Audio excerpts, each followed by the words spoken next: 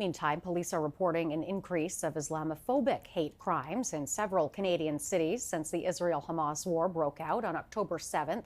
And joining us to discuss this further is Stephen Brown, CEO of the National Council of Canadian Muslims. Stephen, thanks for being here today. Hey, thanks for having me.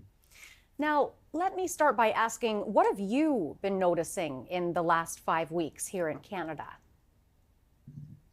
In the last 5 weeks in Canada, it's been particularly difficult for many communities, the Muslim community as well.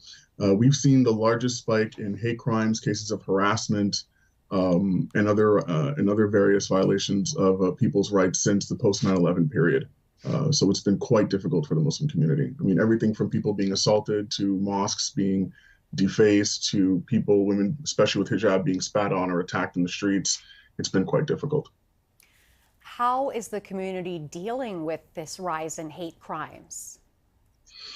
They're dealing with it as best they can. People are binding together.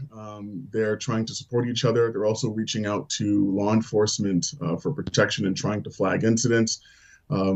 But at the same time, we're also calling on politicians and leaders in Canadian civil society to speak out more vocally about the kind of Islamophobia that people are feeling. And not just Islamophobia, also it's anti-Arab racism. Oftentimes people associate all Arabs as being Muslims.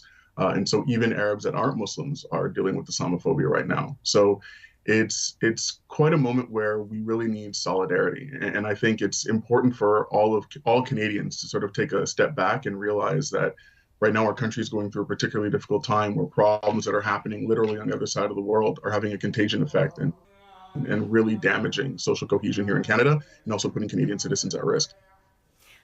What message should be spread during this time, for people on either side of this? Yeah. Number one, I think we need to stop looking at it as an either side kind of question. At the end of the day, we're all Canadian citizens, and in terms of how we should deal with each other here, that's what matters most. Number one, everybody has the right to freedom of expression. That's a fundamental value of Canadians, and that should never be compromised. Number two, we should all respect each other. The point of having rights, the point of having freedom of expression is to be able to have difficult conversations and disagree with each other without being disagreeable. But third, I think most fundamentally, we need to recognize that there's far more that binds us together than that separates us.